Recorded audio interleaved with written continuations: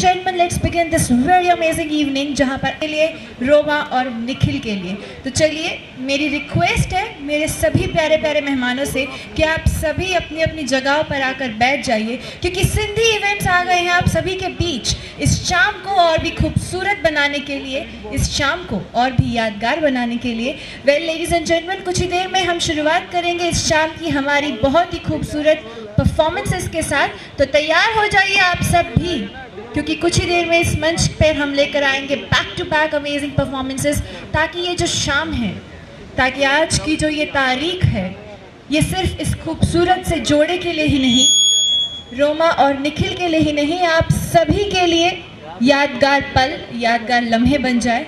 जी हाँ, तो एक बार फिर से आप सभी का स्वागत करते हुए मैं दिव्या वैद आप सभी से दरख्वास्त करूंगी कि आप सभी अपनी जगहों पर बैठ जाए और कुछ ही देर में इस मंच पर लेकर आएंगे back to back performances. Yes ladies and gentleman, the beautiful evening is brought to you by none other than Sindhi events.